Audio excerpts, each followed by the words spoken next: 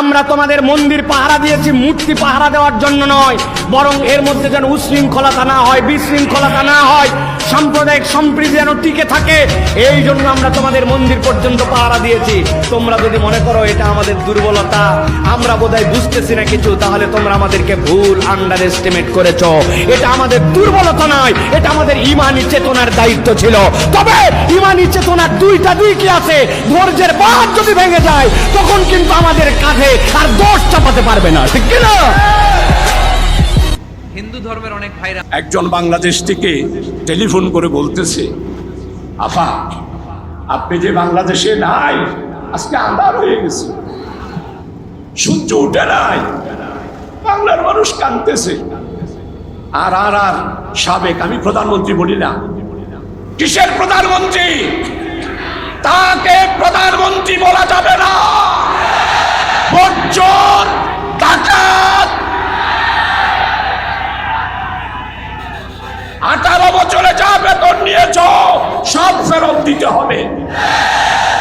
সমস্ত parliament member 8 সালে, 14 সালে, 18 সালে, 24 সালে এই এমপিদেরকে আপনারা সাবেক এমপি বলবেন না। কি বলবেন? বজ্জর, বজ্জর, বজ্জর, বজ্জাতা।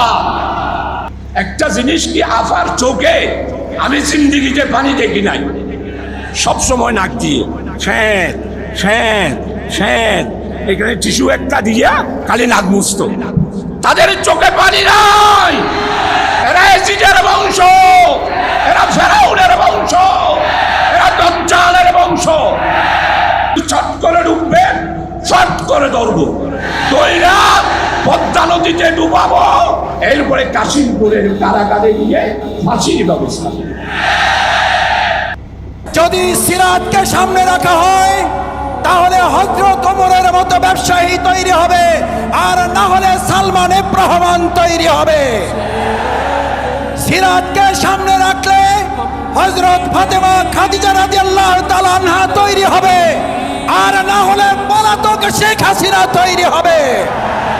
বাংলাদেশের মানুষ সিরাতের মাধ্যমে সেই সোনালী যুগে ফিরে যেতে চায়।